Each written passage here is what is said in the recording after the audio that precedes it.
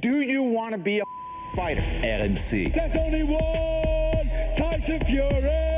Fighters Club. I'd like to take this chance to apologize to absolutely nobody. Alexandre Herbinet. I am the greatest.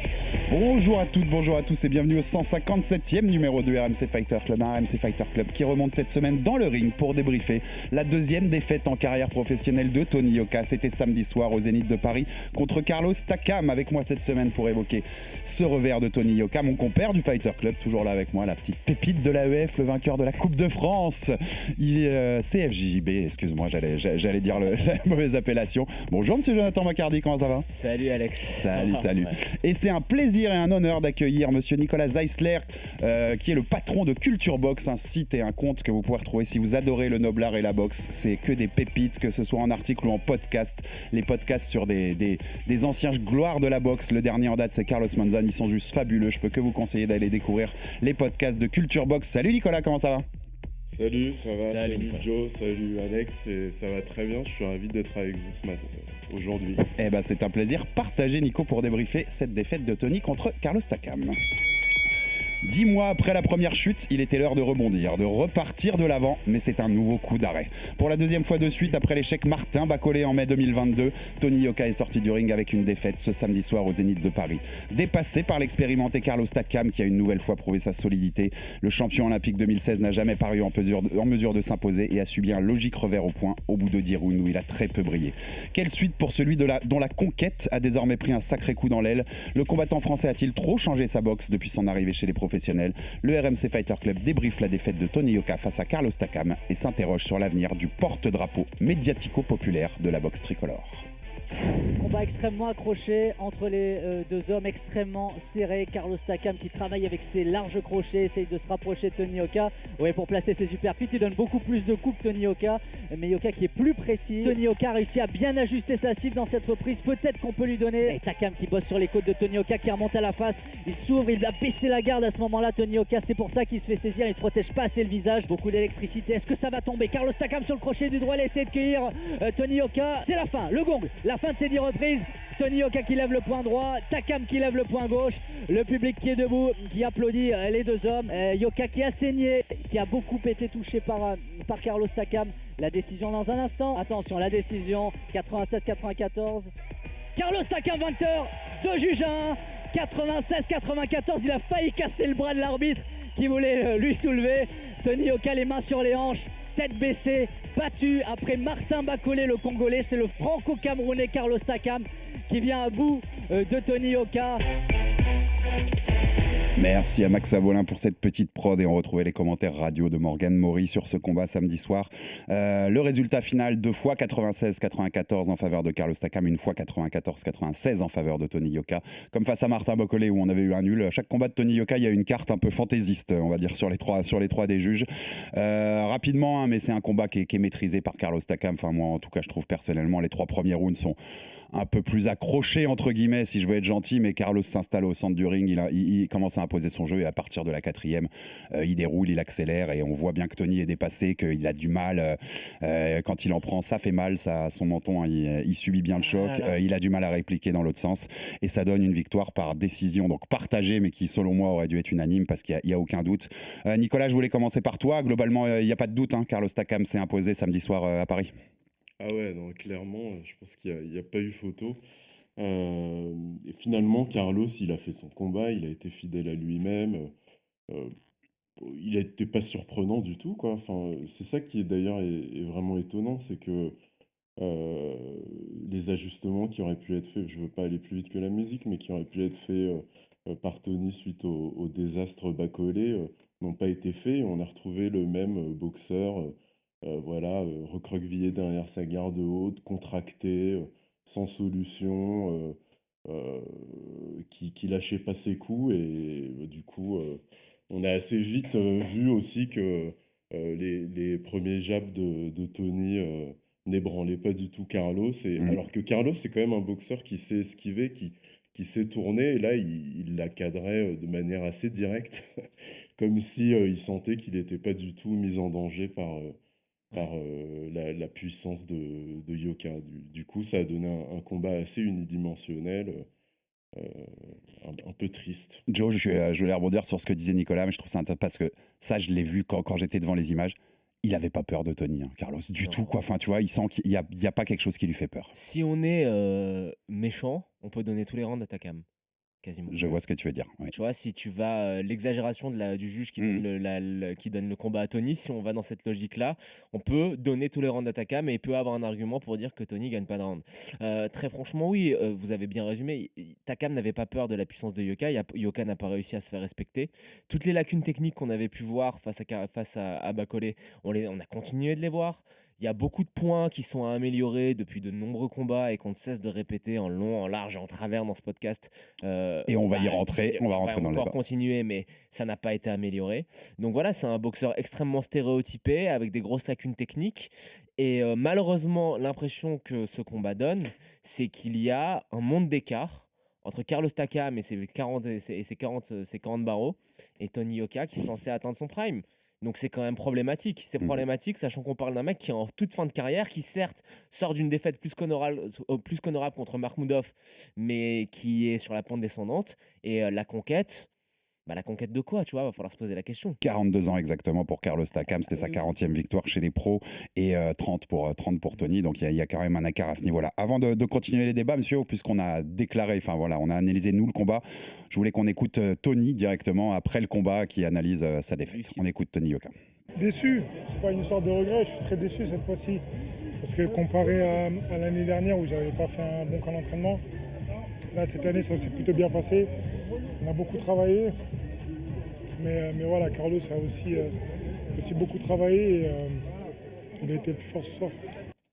Alors on l'entend et on se souvient, Joe, c'est pour ça que je voulais passer ce son-là aussi, il dit ça a été un bien meilleur camp, parce qu'on se souvient l'année dernière, notamment dans un beau papier de l'équipe en fin d'année qui avait expliqué tout ça, que le camp de Tony pour Martin Bakole, ça avait été un peu, entre guillemets, je mets des guillemets, n'importe quoi. C'est-à-dire que Virgil Hunter avait bien expliqué qu'il n'avait pas pris les propositions qu'il lui avait fait de sparring, qu'il était parti s'entraîner à Las Vegas, qu'il avait un entourage qui l'avait un peu poussé à faire beaucoup la fête pour rester gentil, et qu'en gros, c'était pas un camp qui était au niveau de Tony Yoka et de ce qu'il ambitionne. Soulet nous avait dit qu'il s'était pété le nez aussi. Exactement, qu'il s'est aussi pété le nez pendant le camp qui n'aidait pas. Et là, il a l'air de dire que le camp s'est beaucoup mieux passé, qu'il était beaucoup plus sérieux. Et au final, ça donne le même résultat. Nico, il y a un côté encore plus... si on se met dans la tête de Tony, là, mais parce qu'à la limite, il pouvait se dire l'an dernier, bon, j'ai déconné dans mon camp, ça va aller mieux. Là, c'est encore pire psychologiquement, non? Ça fait encore plus mal de se dire, bon, bah, j'ai essayé de bosser. Et puis, en fait, je suis en dessous, quoi. Je suis en dessous de Carlos. Ouais, bah, moi, qui ai vécu les 2 défaites dans ma chair... pendant cette très longue semaine dernière, ça m'a fait penser un peu à l'élimination du PSG, c'est-à-dire que c'était complètement attendu, tu vois. Et c'est vrai que dans le cas de Tony, là, c'est encore plus terrible parce que, je veux dire, il y avait des leçons qui auraient pu être tirées après ce premier combat, quelles qu'aient été les péripéties de son camp d'entraînement, il y avait vraiment des leçons et qui, en plus... aurait pu être tiré de manière assez facile, vu que Takam et Bakole, c'est un peu la même filière de boxeurs, quoi. Je veux dire, et là, en fait, on a vu apparaître un Tony qui avait pris de la masse, qui était encore plus lourd, encore plus lent, encore plus contracté. Et là, là, je pense qu'il y a vraiment une grosse remise en question à faire. Et je ne comprends pas qu'elle n'ait pas été faite. Parce mais le problème, c'est que ça fait des combats. Il y a une série de combats, même quand Tony gagnait, où on voyait ses points faibles. Moi, j'ai toujours pensé qu'un poids lourd de haut niveau ne pouvait pas aller bien loin s'il n'était pas bon juste au clinch. C'est un point facile entre guillemets facile à améliorer, tu vois, le clinch. C'est pas un truc hyper technique, c'est juste savoir positionner sa tête, positionner ses bras et être capable d'avoir la caisse physique pour ne pas être épuisé à chaque clinch dans le combat. Ça, on n'a jamais vu d'amélioration. Donc, tu vois, à partir de ce moment-là, moi, je me dis, c'est très compliqué de voir l'évolution de Tony en tant que boxeur pro. Il y a 2-3 trucs qui ont été améliorés depuis ses débuts. Je pense à son crochet gauche, notamment, mais pour le reste, ça reste quand même assez stagnant. Et si tu me dis après Bakole, et on l'avait plus ou moins dit dans la présentation du combat, c'est que si tu me dis après Bakole que tu vas prendre Carlos Takam, moi je reste persuadé que c'est pas une bonne idée. C'est pas une bonne idée. La défaite contre Bakole était cuisante. On ne cesse de le répéter, on le répétera encore 2-3 fois dans le podcast pour que ce soit bien clair, mais la meilleure des solutions aurait été de retourner combattre sur des undercards aux États-Unis, un petit peu dans l'anonymat, contre des adversaires un petit peu plus modestes. Mais tu peux pas prendre un mec qui certes a 42 ans, mais qui reste quand même de niveau élite mondiale. Le problème, c'est aussi qu'il y a, voilà, il doit des choses, Tony, il doit des choses. Il lui reste encore après ce combat-là 2 combats pour Vivement Canal+, que ça s'arrête. puisqu'il en restait 3, maintenant il n'y en a plus que 2. Nico, là-dessus, sur ce thème-là, il a eu raison de rentrer directement dans la baignoire avec quelqu'un comme Carlos Takam, Tony, pour rebondir, où il aurait fallu peut-être plus de, tu vois, aller plus doucement, entre guillemets. C'était périlleux, mais en même temps, je sais pas, c'était d'autant plus périlleux qu'il n'a pas fait les ajustements. C'est-à-dire c'est que... ça. Et qu'il y a un problème psychologique où tu l'as senti, je sais pas si vous l'avez perçu, mais moi, dès les premières secondes de combat, j'ai vu dans ses yeux qu'il n'était pas content d'être là, quoi, qu'il était là, il était vraiment tendu, contracté, et qu'il prend plus aucun plaisir sur le ring. Et moi, je pense que ce plaisir, il est en partie lié au fait que il a une boîte à outils qui lui correspond pas du tout, quoi. C'est-à-dire que j'ai l'impression qu'on a un boxeur qui boxe à contre-emploi et c'est difficile parce Mais que c'est pas un boxeur pro, ça reste un boxeur avec un style de boxe olympique. ouais, mais tu trouves pas que finalement les 2 grosses failles qu'ont exposé Takam et Bakole, elles n'ont pas été adressées, c'est-à-dire un certain manque de punch, et on sait que le punch, c'est Je pas sais quelque pas chose si qui c'est est... ça le vrai problème, Nico. Mais quand même, je trouve que Oui, autant c'est un des Takam et Bakole, problèmes, mais... ils ont avancé dans les jabs de Tony comme si c'était, tu Alors, vois, je suis d'accord. Je suis d'accord, mais je pense que le problème numéro 1, plus que la puissance, c'est la manière dont Tony répond à la pression. Tu vois ce que je veux dire? Justement, je pense que au lieu de travailler, on voyait Virgil Hunter juste avant que Tony monte sur le ring, là, le faire travailler en puissance, là, 1-2, 1-2. Moi, je trouvais ça absurde. Ça lui Je pense correspond pas? que Tony, il faut qu'il travaille le volume, qu'il soit capable volume, de ouais. doubler, tripler, Exactement, les le jabs, volume qu'il et soit les capable déplacements. de balancer des combinaisons et de tourner. Et les déplacements, c'est l'autre point que je voulais adresser, c'est-à-dire que je pense qu'il a un menton qui n'est pas en titane. Et quand tu as un menton fragile, à mon avis, c'est absurde de te tenir au milieu du ring, recroquevillé derrière une garde haute. D'une part, parce que les ondes de choc, tu vas les prendre quand même si il y a une partie du coup qui est arrêtée par le bras ou le gant. Et d'autre part, parce que tu vois pas les coups arriver. Et quand tu es face à des boxeurs comme Takam et Bakole, alors ils sont bons, ils sont puissants, ok, mais quand même, c'est des coups assez larges, c'est pas des coups qui te surprennent, quoi. Je veux dire, si tu baisses un peu les mains, comme l'avait théorisé par exemple un boxeur que j'aime beaucoup, Sergio Martinez, le poids moyen argentin, lui qui était un boxeur qui prenait très peu de coups, il disait que boxer les mains un peu plus basses, c'était un parti pris défensif, pour pas prendre les coups justement, pour observer la ligne des épaules de ses adversaires. Tu te rappelles contre Pavlik, c'était une masterclass exactement, de ça, d'avoir les mains un petit peu plus basses et d'arriver justement à être beaucoup plus fluide. Il voyait les mecs déclencher leur crochet et hop, petit pas de retrait, esquive, retrait du buste. Et ça, c'est des choses, en tout cas, le pas de retrait et le retrait du buste que j'ai vu Tony faire très bien quand il est boxeur amateur et qui semble avoir complètement perdu depuis qu'il est passé pro. On rentre, c'est intéressant, on rentre directement dans le débat, qui je voulais que ce soit le débat principal de cette émission, qu'on avait déjà esquissé, Joe, souviens-toi, l'annonce de ce combat, l'épisode qu'on avait fait sur ce combat-là, et c'est une des raisons pour laquelle je voulais, Nicolas, que tu sois avec nous, au-delà que ça fait très longtemps que je voulais que tu fasses une émission avec nous, c'est que je t'ai vu tout le week-end débattre de ça sur Twitter, même avec des gens improbables, un petit clin d'œil à Daniel Riolo, avec qui tu as débattu sur Twitter. Daniel, il a fond sur la boxe. Exactement. Dès que c'est des poids lourds, il regarde. Donc, en tout cas, voilà, Nico a un peu réagi avec lui. On sait que c'est dur de ne pas réagir des fois quand il y a des gros combats comme ça. Et qui était sur ce style de boxe de Tony, donc ce débat qu'on avait déjà esquissé. J'ai lu aussi ton papier, parce que tu as fait un papier sur Culture Box avant le combat, où tu parlais de ça aussi, où tu disais j'aimerais bien le voir plus aérien, plus léger, plus explosif, un peu plus comme on le voyait chez les amateurs. Et puis on le voit arriver. Je crois qu'il n'a jamais été aussi lourd que dans ce combat-là. On est d'accord, hein ? On est d'accord. On est d'accord.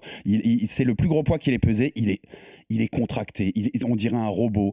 Moi, je souligne ce qu'a dit Nicolas tout à l'heure parce que je l'ai noté en gros sur ma fiche en préparant cette émission. Il prend aucun plaisir, Tony. Ça se voit. On sait que nous qui aimons la boxe et qui voyons des combats depuis longtemps, ça se voit. Il est presque. Tu sens qu'il va au charbon, quoi. Enfin, tu vois, il va au boulot. En fait, il est presque obligé d'être là. Il prend pas ce plaisir. Il a pas de sourire quand il boxe. Tu vois, tu sens qu'il y a un truc qui manque. Donc, on rentre dans le débat. Il est avec Virgil Hunter depuis plusieurs années maintenant. maintenant, il s'est expatrié aux États-Unis pour faire sa carrière pro. Tony, avec Souleymane Sissoko, qui est parti avec lui là-bas aussi, hein, avec qui on passe le bonjour. Et il y a donc ce coach qui a formé de nombreux grands champions. On en avait parlé, Joe, dans ce premier débat, à André Ward. Mais comme je t'avais dit, moi, André Ward, il le prend tout jeune. Il le prend à l'adolescence. Exemple. Quand il prend Amir Khan et André Berthaud en cours de carrière, ça marche moyen quand même. T'en fais pas des champions du monde. T'en fais pas des cadors non plus total. Ouais, mais les champions Moi, du j'ai monde. l'impression, mon avis, et après on va en débattre tous les trois justement, c'est qu'il est trop dogmatique, Virgil Hunter, qu'il a voulu absolument transformer Tony dans un certain type de boxeur qui fait mal, très puissant, un peu boxe très pro, quoi, boxe pro, que ça marche pas et qui s'entête en fait. Et qui s'entête et que moi j'aimerais bien revoir venir mon Tony de 2015-2016, quoi. Joe et après Nico là-dessus. Le souci, c'est que je pense pas que ça vienne de Virgil Hunter. Je pense que c'est juste la. C'est un excellent coach, hein, Ouais, je pense que c'est juste la connexion entre les deux. Parfois t'accroches, parfois t'accroches pas. Et je pense qu'en termes de méthode de travail, on voit bien que Hunter n'arrive pas à faire retranscrire par Tony ce qu'il a en tête. Donc c'est qu'il y a un souci entre les deux. Ça veut pas dire que c'est la faute de l'un ou que c'est la faute de l'autre. Parfois c'est une question d'alchimie. Regarde, toi et moi ça marche bien le podcast, mais c'est parce que ça s'explique pas, tu vois. Non. Totalement. Non, mais c'est vrai, on est totalement différents. Dans la vie, c'est comme ça en général. Après, moi, pour parler de technique, je vois 5 points que Tony n'a pas, que Tony doit travailler, mais qui, à mon sens, c'est très difficile à acquérir. Premier point, c'est le fight IQ, l'intelligence de combat. J'ai pas compris notamment pourquoi, à partir du 5e round contre Carlos Takam, il arrête d'utiliser son jab. C'était suicidaire. Ça me semble être une décision totalement irresponsable. Le deuxième point, c'est le point sur lequel j'insiste depuis le début, c'est la gestion du clinch. Malheureusement, il va falloir travailler ça. C'est du grind, c'est du boulot. Mais surtout en poids lourd, avec des mecs qui peuvent avoir un gabarit beaucoup plus lourd que toi, c'est important de savoir gérer ça et il ne sait pas le faire. Le troisième point, pour moi, il est rédhibitoire. Même si Nico nous le confirmera, tu peux toujours apprendre à t'asseoir un petit peu plus sur tes coups, mais il n'a pas la puissance. La puissance, c'est compliqué. Le quatrième point, on en parlait, c'est la manière de gérer la pression. Là, on voit qu'à chaque fois qu'il est face à des adversaires qui avancent sur lui, et c'était arrivé 2-3 fois, même dans des combats qu'il gagne, notamment contre Christian Hammer, t'as l'impression que c'est une poule face à un couteau, qu'il est un petit peu perdu et que c'est pas quelque chose qu'il aime, c'est une question de mentalité. Et le 5e point, qui pour moi est problématique, c'est le mental. Je veux pas trop lui tirer dessus, mais notamment au 10e round, il sait très bien qu'il a besoin de terminer Takam pour gagner. Il le sait, il fait rien. Il fait rien, t'as l'impression qu'il a déjà lâché. Ouais, moi, je pense que ça joue avec la notion de plaisir qu'on disait. Je pense que dans la tête, il est pas au mieux, Tony. Pour finir, tu sais, on parlait beaucoup du combat entre Cyril et Jones. L'explication un peu simpliste en MMA, c'était de dire il a pas le chien en lui. Est-ce que Tony a le chien ? Moi, je pense pas que Tony, s'il en a un, c'est un caniche, quoi. Ouais. Nico, que les caniches, ça peut être hargneux. Nico, je voulais rebondir sur ce que disait Joe, parce que ce qui est intéressant aussi dans ce qu'il dit, c'est qu'il parle à un moment de manque de puissance. Donc, à la limite, va mettre du volume, comme on disait tout à l'heure. Oui. Il dit qu'il n'y a pas de menton, donc déplace-toi, plutôt que de rester au centre de... Donc, on en revient à ce débat-là. Virgil va dans le mauvais sens. Et une nouvelle fois, c'est pas remettre en cause que Virgil Hunter est un entraîneur fabuleux. On n'est personne pour dire Virgil Hunter est pas bon ou quoi. C'est un super entraîneur. Mais avec Tony spécifiquement, il va dans le mauvais sens, Nico, selon toi ? Moi, j'ai l'impression qu'il y a eu aussi le point du passage des amateurs aux professionnels. J'ai l'impression qu'ils étaient... Tony et sa team complètement obnubilés par cette transition. Et du coup, qu'aujourd'hui, on retrouve un Tony, tu vois, qui a suivi un peu le b.a.-ba de ce qui est censé être un bon boxeur poids lourd en 2023, c'est-à-dire plus lourd, plus puissant, plus méchant. Mais presque un mode d'emploi à la con, entre guillemets, comment être un boxeur. Tu vois, du coup, il se retrouve sur le ring avec un logiciel qui est pas le sien, mais c'est d'autant plus dramatique que tu as des grands boxeurs amateurs qui ont eu aussi du succès chez les professionnels, qui ont réussi à faire cette transition sans renier leur boxe. Tu vois, par exemple, les Ukrainiens, Lomachenko, Usyk, tu comprends la filière, tu comprends la connexion par rapport aux boxeurs amateurs qui ont été... Je pense que Usyk, quand il est monté en poids lourd, tous les jours que Dieu fait, à chaque fois qu'il va à la salle, dans sa tête, il se dit, je ne perds pas mon côté félin, je ne perds pas ma capacité à trouver des angles. Je reste moi-même. Je reste moi-même et je ne sacrifie pas à la prise de poids mes qualités de boxeur. Mais alors, je parle de Usyk, on peut se dire, Usyk, c'est quand même, il est tout en haut de la liste des pound for pound, mais rien que dans la team solide, des gars comme Sissoko et Mbili, eh ben, je trouve que on comprend totalement, il y a encore une connexion avec les boxeurs Oui, après, par amateurs exemple, qu'ils ont été. Nicolas, tu parles de Christian. Christian, il faut dire la vérité, c'est que même en amateur, tu savais qu'en pro, ça allait Ouais, cartonner parce qu'il non, il a le hit c'est clair, factor, il avait il a la déjà puissance et ouais. et il est méchant. Tu vois, Mm, Chris, c'est un ami, c'est un ami. Je sais que, mm, bon, j'en ai parlé plusieurs fois avec lui, même en amateur, il avait déjà une boxe très pro et il c'est savait très clair. bien qu'il aurait des Mm, meilleurs résultats en mm, pro qu'en amateur. Mais ça, ce qui est c'est intéressant clair. sur ce que dit Nico, je trouve, c'est que par exemple, Souleymane, quand tu prends en exemple, Nico, moi je suis Ouais, d'accord avec toi, qui a plutôt gardé un peu ce qui ouais. faisait ses qualités, alors qu'il est chez Virgil Hunter. Mais Donc alors ça, tu vois, on pense que Virgil, peut-être que Virgil, c'est comme tu disais tout à l'heure, Tony, c'est c'est... un poids lourd, tu vois, donc il faut que ce Mm, soit un poids lourd mm. puissant, comme l'imaginaire poids lourd un peu qu'on a en tête, et tu vois, Je pense pas le que mythe du poids que lourd. ma thèse du fait que juste la connexion passe pas entre les deux, c'est juste, C'est faut possible pas aussi. chercher midi à Écoute, 14h et c'est comme ça. c'est possible aussi. Nico. Mais peut-être aussi que c'est parce que c'est vrai que moi je tape beaucoup sur Virgil Hunter. Qui suis-je pour taper sur Non, Virgil c'est ce qu'on Hunter? disait tout à l'heure, bien Mais, sûr.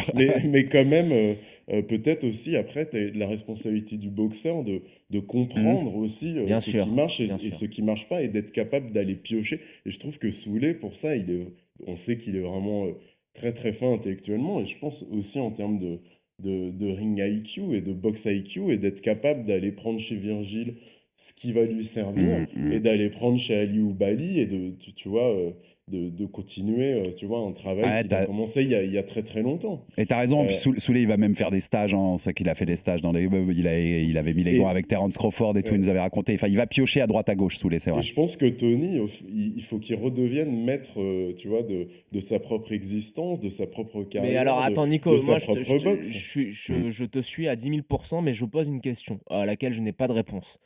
Souley a gardé un peu a gardé son style. Tu vois, quand il passe Ouais. Il l'a d'amateur, adapté, mais on le il l'a garde. adapté, mais il l'a gardé. Ça me passe en super welter et en welter. Mais Mm. est-ce que Tony, le style de Tony, qui était le sien en amateur, ça passe en poids lourd? Moi, Ah. je pense pas. Eh ben oui, mais moi je suis pas loin d'être d'accord avec toi, mais j'ai envie de te dire, peu importe, parce que tu vois, la boxe quand même, toi qui es allé dans une cage, c'est un peu pareil pour le MMA, au-delà des résultats, il y a aussi un côté très existentiel où tu vois, tu vas le prendre comme un moyen d'expression, tu vas persévérer dans ton être, tu vas dépasser tes limites, et autant le faire avec une boxe qui te ressemble, qui correspond à ton Ouais, ADN, à qui je tu comprends ce que es, tu veux dire, ouais. presque à ce qui a été inscrit dans tes cellules au cours de toutes tes années d'entraînement à l'INSEP, à Cuba, dans tes stages avec Luis Mariano Gonzalez, avec John Dovey et compagnie. Autant rester fidèle à toi-même. Et si après, t'arrives pas à aller jusqu'où t'aurais voulu arriver, eh ben tant pis. Mais au moins, tu vois, tu te seras planté Ouais. avec, en boxant ta boxe. Et moi, ce qui m'attriste avec Tony, c'est que il boxe pas ses combats, tu vois. Il est pas fidèle à lui-même. Il boxe la boxe d'un autre et c'est terrible, quoi. Ouais, moi, Il a aucun plaisir, il y a rien. là où je suis Nico, je te l'avais dit dans le premier débat qu'on avait, c'est quitte à perdre, enfin quitte à mourir, quand je vais mourir, je dis entre guillemets, hein, mais meurs avec tes armes et meurs. Et je veux dire, samedi soir au moins, et du sourire dans le ring, tu vois, prends plaisir à ce que tu fais. Et puis s'il y a plus fort en face, il y a plus fort en face, c'est les sports de Ok, combat. alors, Mais au moins, tu vois, tu seras pas. Là, t'as l'impression qu'il est dégoûté avant de monter dans le ring, en fait. on- C'est on- terrible quand même. je vais être un petit peu provocateur, mais volontairement.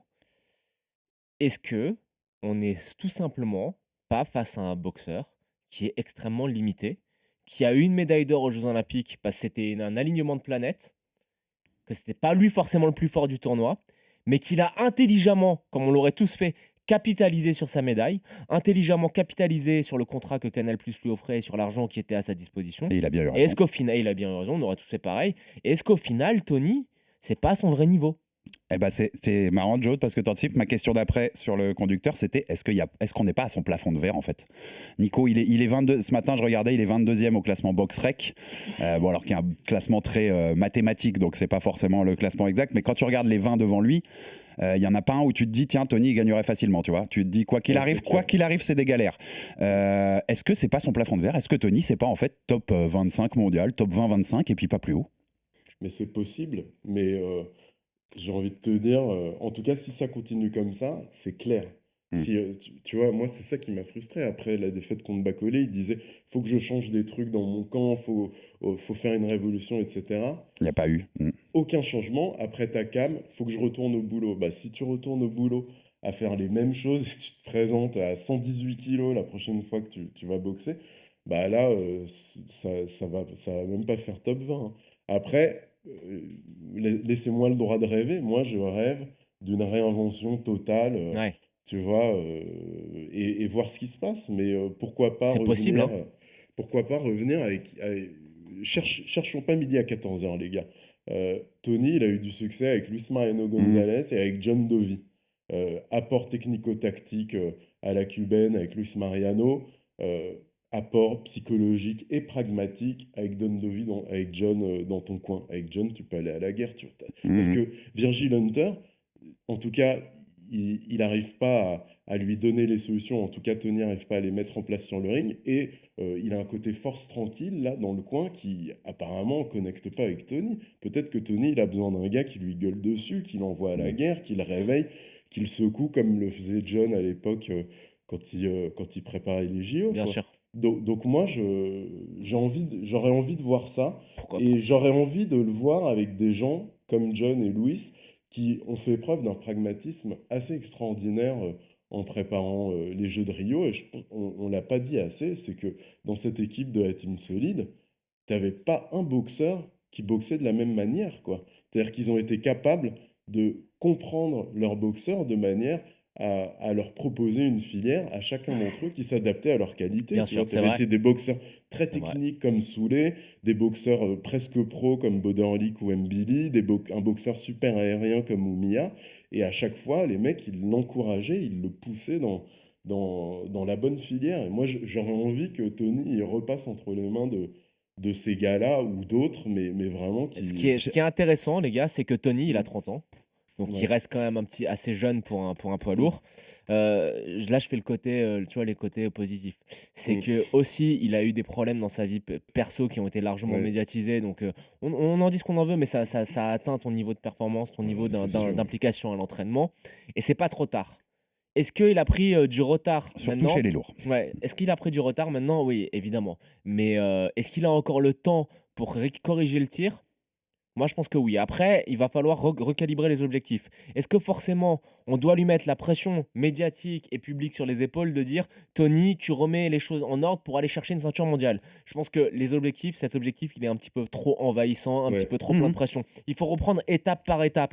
Recommence à faire une série de victoires déjà. Reprendre du Recommence plaisir. à prendre du plaisir. Mm. Recommence à implémenter des avancées et des progrès techniques dans tes combats. Il faut reprendre les choses petit à petit. Et malheureusement, je pense qu'après, on va en revenir à un débat qu'on a déjà eu 1000 fois et que ça ne servira pas de le refaire une énième fois. Mais c'est ce contrat avec Canal+. Ah ouais. C'est ce contrat avec Canal+ qui lui donne beaucoup de responsabilités, beaucoup de pression, beaucoup d'obligations vis-à-vis des adversaires qu'il affronte. Et ça, c'est une vraie balle dans le pied. En tout cas, important par rapport à ce que disait Nico, puisque tu citais John Dovey, l'ancien manager de l'équipe de France. Pour info, on a eu John Dovey ce matin, les équipes Morgan Mori, les équipes RMC Sport, et qui, pour lui, il explique qu'il ne doit pas changer d'entraîneur forcément. Par contre, qu'il est un peu perdu techniquement, clairement, et qu'il doit notamment prendre des combats où il va pouvoir travailler ses points faibles et prendre des petits combats et se refaire petit à petit et Bien sûr. pierre par pierre. Voilà l'avis de John Dovey. Moi, perso, j'adore Nico. Je sais que je t'avais vu en parler déjà. Le retour avec Luis Mariano Gonzalez, son entraîneur chez les amateurs. Moi, j'adore l'histoire, en fait, Joe. Tu me connais, tu sais que j'aime bien ce genre de belles histoires. Il y aurait un côté, s'il arrive à se réinventer avec son coach qui l'a mené aux grandes gloires amateurs, il y aurait un côté très belle histoire, tu vois. Le mec qui a été voir le grand monde et puis qui revient à ce qu'a fait sa force. C'est un super coach. Il y aurait un côté Luis belle Mariano. histoire, donc j'aimerais bien storytelling. Mais tu vois, un John Dovey dit qu'il n'a pas besoin de changer de coach, qu'il faut juste retrouver les bases. J'ajoute une chose pour les auditeurs qui ne le sauraient pas. Moi, la première fois que j'ai vu Tony boxer, c'était en direct sur l'équipe. C'était quand il y avait les World Series of Boxing. Il était chez Paris United, l'équipe de Ouais. Brahim Asloum. Il avait 20 piges. Il était déjà avec Luis Mariano. Tu vois? Donc, c'est retrouver un petit peu ses racines, retrouver bien sûr. la personne qui l'a vraiment façonné depuis tout jeune. C'est pas depuis 5-6 ans, c'est pas depuis les derniers jeux, c'est vraiment depuis le début de son intégration à l'INSEP. Et franchement, pourquoi pas? Après, moi, je suis assez fan d'une chose, c'est que je pense que, alors évidemment, en comparaison n'est pas raison, mais de voir par exemple la manière dont Kronk, Emmanuel Stewart, Ouais.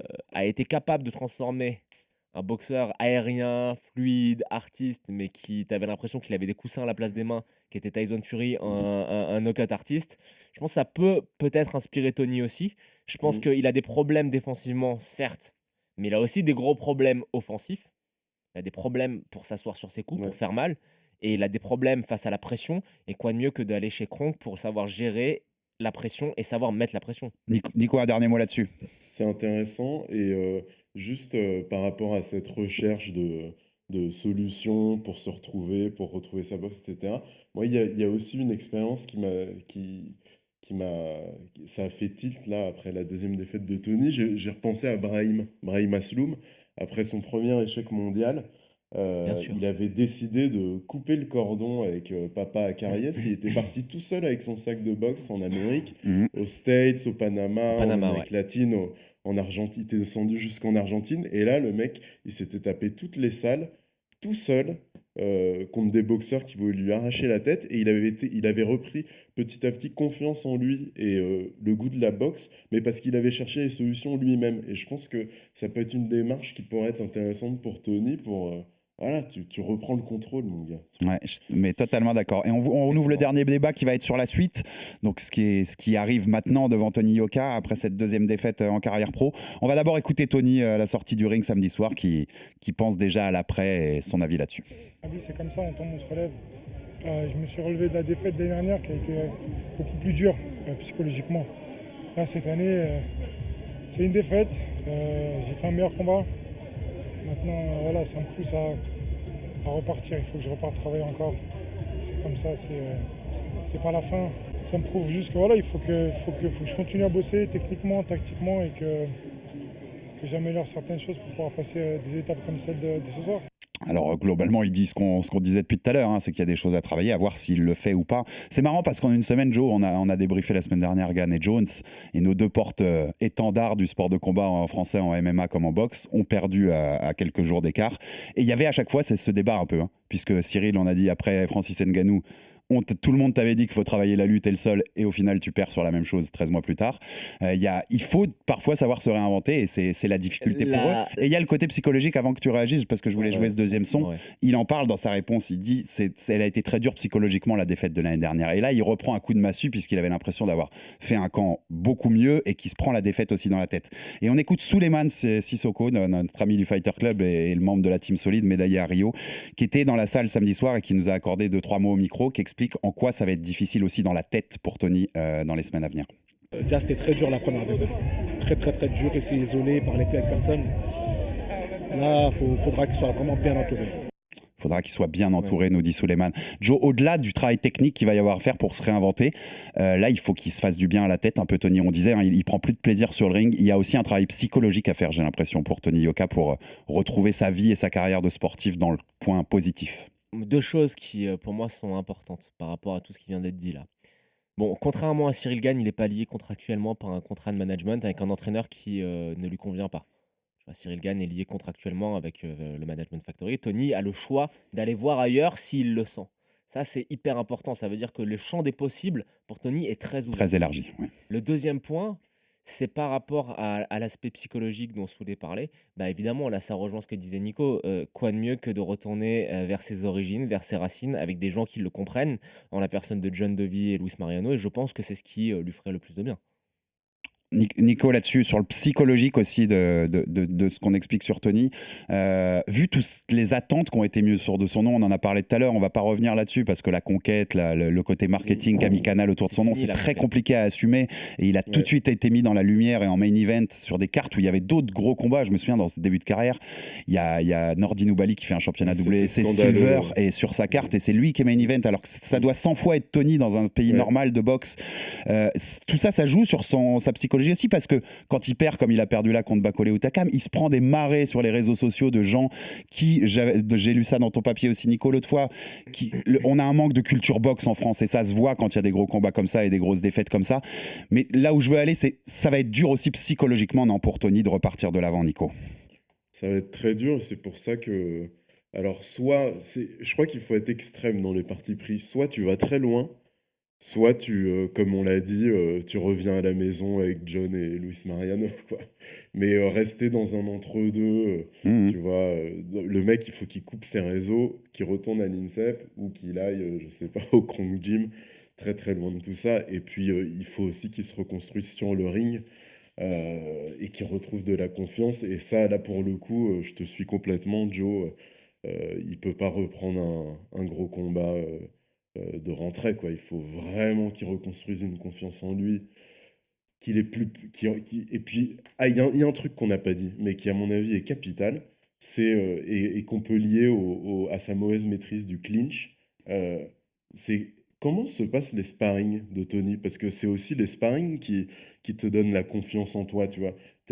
Quand tu as des sparring très durs, bah, tu es obligé de t'accrocher. Tu as des sparring très durs, bah, tu prends confiance dans tes capacités d'encaisseur, dans tes capacités de puncher. Tu as des sparring très durs, tu vas puiser les ressources qui te permettront d'aller donner le coup supplémentaire dans les championship rounds. Et ce que nous montre Tony, bah, ça semble révéler peut-être des sparring un peu trop doux.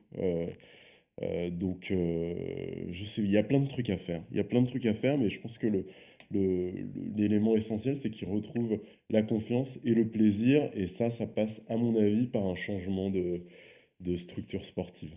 Joe, est-ce que tu peux l'imaginer partir charbonner, comme on disait tout à l'heure, sur des undercards pour des cachets peut-être moindres que ce qu'il a touché à Canal? Est-ce que tu penses qu'il a ça en lui? Qu'il a ce chien en lui, pour reprendre l'expression qu'on disait tout à l'heure? C'est une autre question, ouais. Moi, on en parlait en off, je pense que la meilleure des solutions, mais c'est trop tard maintenant, ça aurait été de refaire les Jeux Olympiques. On zappe, c'est trop tard. On zappe, non, mais ça aurait été la meilleure des solutions. Mais on zappe, ça arrivera. Maintenant, je pense qu'il faut faire avec ce contrat à Canal+, il est signé dedans. Moi, je pense qu'il y a 2-3 combats franco-français ou franco-algériens. Si tu vois de qui je veux parler, Newfel Wata, qui combat au Canada. Tu sais, ce boxeur qui avait refusé de combattre, qui avait mis le genou à terre parce qu'il n'était pas assuré en termes d'assurance maladie par la Fédé. Donc je pense qu'il y a 2-3 combats intéressants à faire contre des Français qui lui donneront une bonne opposition, mais c'est des combats qui sont extrêmement gagnables. Mais quoi qu'il en soit, il faut que l'adversaire soit bien choisi pour refaire de la confiance. Il ne faut pas un combat qui soit juste gagnable, il faut un combat qui puisse lui permettre d'implémenter des nouvelles choses. Et c'est face à de l'adversité un petit peu moindre que tu es capable techniquement de te tester. Mais là, il faut reprendre les choses à zéro. Takam, c'était trop. Et Nico, je vais être provoque sur son prochain combat, parce que c'est un combat que quand on en parlait il y a 2 ans, on se disait mais c'est n'importe quoi, ils sont pas du tout du même niveau, ça sert à rien de faire ça. On lui met Raphaël Tronchet, en fait. On en est là. On en est là, Nico. C'est rigolo, parce que c'est marrant, parce que quand j'ai vu la soirée de samedi, je me suis dit, il y en a un qui doit se mordre les couilles, c'est Raphaël Tronchet. Parce que, en fait, je pense qu'il y avait moyen, en fait. Ouais, je sais pas. Je sais pas. Moi, un match-up réaliste et réalisable et qui permet tout ça. Cyril Léonet, là, c'est quand même. Là, on tombe quand même. On tombe bas, mais il est champion de France, il me semble. Il est champion de France en titre en ce moment, non? Encore? Eh oui, je crois bien. Hein. Je crois qu'il a remporté son 7e, Aldo le Gitan. Je crois qu'il a remporté son 7e ou 8e titre de champion de France. Mais surtout, ça a déjà eu lieu, gros. Ouais. C'est vrai. Bah oui, ça a déjà eu lieu. Non, alors ça tombe à l'eau. Newfel Wata, c'est très bien. Alors je sais qu'il boxe. C'est pas dangereux, là. C'est pas dangereux. Et Newfel Wata, c'est pas mal. Et en même temps, c'est un bon boxeur. Donc c'est pas mal, ouais. J'aime bien, moi. Alors je sais qu'il est il bosse avec Eyes of the Tiger Management, les gens qui s'occupent de Chris Mbili au Canada. Mais ça peut être intéressant. Et puis tu sais, en France, c'est toujours pareil. Hein, tu mets un Algérien, t'as tous les DZ qui vont venir remplir la salle. Hein. C'est vrai. C'est vrai, t'as raison. Non, je pense que ça peut être pas mal. Non, mais il y a des choses à faire pour s'inventer comme ça. En tout cas, on le rappelle, il reste 2 combats sur le contrat de Canal, sur le contrat de Canal+. Donc il y a encore de toute façon 2 dates qu'il lui doit. Faut peut-être les faire au plus vite et puis pouvoir ensuite remonter sa carrière comme on le verra. En tout cas, ça reste on doit le dire, la conquête, cet outil marketing qui a été fait autour de Thomas, de Yoka, c'est quand même un flop monumental, une leçon d'humilité. Non, ça a mis de la lumière sur la boxe en France, qu'on avait dit, t'as raison. Roland Garros, la soirée. Et même Tony arrête, et t'avais raison, Tony arrête sa carrière aujourd'hui, il a réussi sa carrière, enfin il a mis de la lumière aussi sur la boxe, mais sur là où il voulait aller et leurs ambitions, et l'annonce, la façon dont c'était annoncé, c'est quand même un bon, moi je reste sur le fait flop. Hein. Il a payé quand même son dû à un prix très cher, je trouve. Alors, il a gagné de l'argent, de l'éclairage. Les autres boxeurs français en ont profité, mais lui, Enfin, il a été malmené, je trouve. Ouais. Après, C'est moi, vraiment je une- pense que encore une fois, c'est du prize fighting. Si tu gagnes pas d'argent, ça sert à rien de faire ce sport-là. Je pense que Ouais. Tony est le boxeur de la team solide qui fait le Mhm. plus d'argent. Je pense que si tu mets Tony, Christian Mbili, Souleymane Sissoko et tu l'as fait descendre les Champs-Élysées, ben, le seul qui est reconnu, c'est Tony Yoka. Donc au final, je persiste à le dire, c'est peut-être un petit peu bizarre, mais c'est lui qui a la carrière sportive la moins convaincante, mais c'est lui qui a la carrière dans son ensemble la plus réussie. Mais tu crois pas que s'il avait signé tout de suite à l'étranger et qu'on avait pu le faire grandir en undercard sans, tu vois, susciter tout ce rejet du public un Il peu, aurait fait tu moins vois, d'argent. hater, il aurait fait moins d'argent dans un premier temps, mais est-ce qu'il serait pas allé plus loin Ouais, Et tu vois, peut-être qu'il a sur la le long lucidité de terme, savoir qu'il pouvait pas aller plus loin et que l'argent sur la table était là tout de suite et qu'en faisant ça, bah, c'était pas sûr. Non, Il y mais a c'est ça vrai. aussi, c'est une carrière, hein, Nico. Ouais, après, c'est vrai que, tu vois, je dis ça, mais en sortant des JO, on te propose un chèque monstrueux, Mais bien la sûr. possibilité de faire ta carrière à la maison. C'est difficile à refuser, Mais bien sûr. mais je sais pas, j'aurais bien aimé dans une autre, tu vois, dans une autre galaxie, voir ce que ça aurait donné bien s'il sûr. avait pu être monté, tu vois, comme on a pu monter Joshua en Angleterre, par exemple. Ouais. En tout cas, on rappelle qu'il était champion olympique en 2016 chez les super lourds et cette formule-là, mais que je me suis noté, c'est qu'il rêvait de la carrière à la Anthony Joshua. Pour l'instant, on se rapproche plus quand même de Audley Harrison, hein, le champion olympique C'est 2000. dur. C'est dur à dire, je sais, Nico. C'est ça qui me fait penser. Et Audley Harrison, il a quand même été champion d'Europe. Ouais. Et il a eu une chance mondiale contre David Bah, Haye, alors ceinture moi, WBA. Donc Tony en est même pas là. Hein. Il me fait plus penser à C'est David terrible, Price. les gars. C'est plus David Price. Ah, David ah Price, ouais. médaillé de bronze en 2008, Ouais. je crois, Mm. et qui avait beaucoup, les Anglais fondaient beaucoup d'espoir parce qu'il faisait 2 mètres, tu sais, c'était pas encore Ouais, la période ouais. des poids lourds de plus de 2 mètres. Mm. Tout le monde pensait qu'il allait tout casser. Et puis d'ailleurs, il perd contre le début de la fin, c'est contre Christian Hammer, Mhm. Ouais. que Tony a affronté. Et de toute façon, on a déjà dit aussi sur le podium des JO, hein, Rio, Joe Joyce qui est deuxième comme Philippe Ergovic troisième, ils ont des carrières plus avancées chez les pros que, C'est Parce vrai. qu'ils étaient meilleurs, que peut-être Nela aussi. Tony, tout à fait. Et donc, Mm. ce qu'on voulait résumer sur ça, c'est que depuis l'arrivée des poids super lourds au JO, c'était en 84 à Los Angeles, Tony sera pas dans la case des grands qui sont sortis de là, les Lennox Lewis, les Vladimir Klitschko, les Anthony C'est Joshua. pas grave. Non, mais ce sera pas de cette caste-là, C'est clairement. pas grave. Non, Mais non, moi- c'est pas grave, moi- pas moi, du tout. je le ça, redis. ça empêche pas de faire une belle carrière. Médaille Ouais, d'or olympique, de l'argent. Il a remis la lumière sur la boxe et je pense que pour ça, on peut tous lui dire merci. Bon, bah au final, c'est pas si mal que ça, hein, les gars. Hein. Et ma dernière question, et on boucle, les gars, elle est simple et les réponses sont rapides. Est-ce que Tony Yoka peut se réinventer? Et est-ce qu'il peut se réinventer au point d'aller, on va pas dire champion du monde parce que c'est tirer des plans sur la comète qu'on n'a pas, mais au point d'aller titiller une chance mondiale ou de titiller ce niveau-là? Nico? Je pense qu'il peut se réinventer, et je pense que comme l'a dit Joe, c'est une réinvention tu vois, qui est pas forcément ultra adaptée à la réalité des poids lourds aujourd'hui. Donc moi, je suis pour qu'il se réinvente. Je pense qu'il peut le faire. Je pense que la chance mondiale, c'est un peu haut. Joe? Il peut, parce que tout le monde peut, Mais mais est-ce qu'il va le fera? Ouais.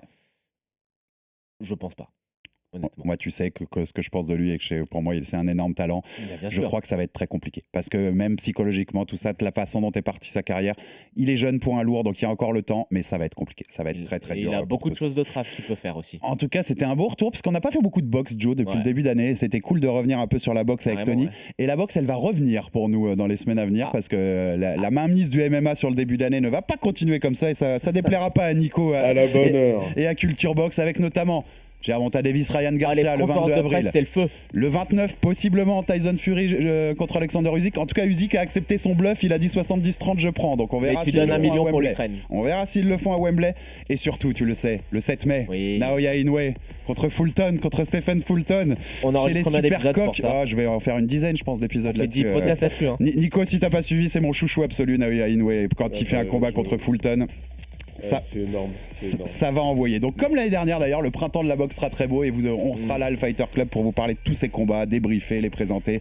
Il y aura du retour entre les cordes et sur les rings pour le Fighter Club. Gros week-end de fight sur RMC Sport ce week-end à suivre pour les fans de MMA ou Marcy au KSW. Le Cage Warrior, même s'il n'y aura pas Morgan Charrière parce que son adversaire a déclaré forfait. Morgan, ça fait 2 ans qu'il n'a jamais un adversaire qui déclare pas forfait, hein, c'est toujours la poisse. Et l'UFC 286 samedi soir en horaire européenne puisque c'est à Londres avec la revanche Ousmane Edwards. C'est même quatrième, le troisième entre Juste Ousmane ça. Edwards et Gadje Fiziev. Voilà, La guerre merci. absolue en co-main event. Donc voilà, c'est un gros week-end pour le MMA à pas rater sur les antennes de RMC Sport. Abonnez-vous sur toutes les plateformes pour rater aucun épisode. Mettez-nous des commentaires, des pouces, des étoiles, tout ce que vous voulez. Ça nous donne de la force. On sait que vous êtes de plus en plus nombreux à nous suivre sur YouTube comme dans Podcast Global. On a bien cartonné avec le débrief, Joe. C'était Ouais. cool de Gan Jones. Et on espère que ce sera pareil pour ces Ça retonne numéros. un petit peu de manière générale en ce moment, il faut le dire. Exactement, Merci à nos exactement. auditeurs, non, mais merci aux auditeurs. Exactement, merci à eux, merci à vous tous. Merci Joe, merci Nico, c'était un plaisir une nouvelle fois. Yes. Merci Nico. Et à très vite Merci, tout le les monde gars. pour un nouvel épisode du RMC Fighter Club.